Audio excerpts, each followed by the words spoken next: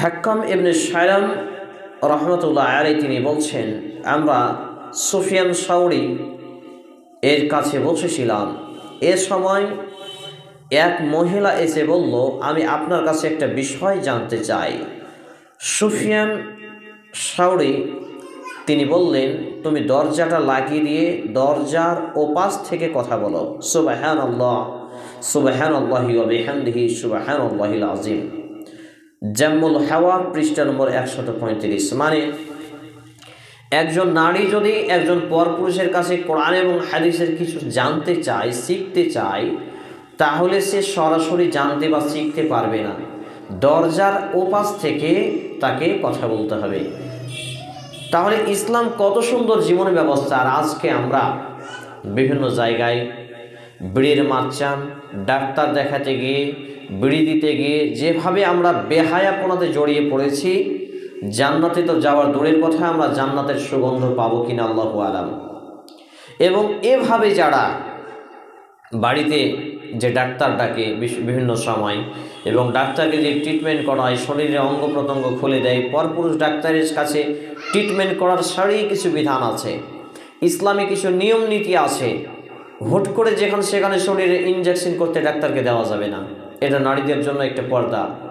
কিন্তু আজকের অধিকাংশ নারী শুধুমাত্র খায়, পায়খানা করে, ঘুমায় আর এইভাবে জীবন কাটায়। একই রকমভাবে কোনো মুসলমানের বাচ্চা, একে তো বিড়ি হারাম, এটা আছেই চূড়ান্ত, তার মুসলমানের বাড়িতে বিড়ি বাঁধাতে দিতে পারে না, এটা একবারে চূড়ান্ত হারাম। সবথেকে লজ্জার বিষয় যে যেটা আমি জীবনে কোনোদিন পছন্দ করিনি, সেটা আজকে আমার চোখে পড়ল।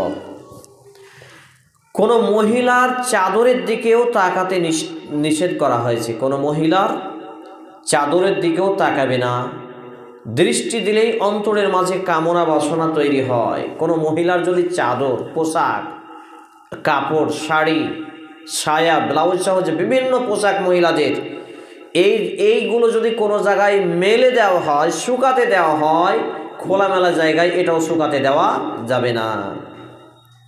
আলা ইবনে জিয়াদ রাহিমাহুল্লাহ জাম্মুল হাওয়া পৃষ্ঠা নম্বর 93 তিনি এই কথা লিখেছেন যে কোনো মহিলার চাদরের দিকে পুরুষের জন্য তাকানো যায় না। তো আজকে আমাদের ঘরের মা এবং বোনেরা, নারীরা যেখানে সেখানে তাদের যে পোশাকগুলোকে শুকাতে দেয়, মেলে দেয়, এটা কতটা নির্লজ্জতা, বেহায়াপনা।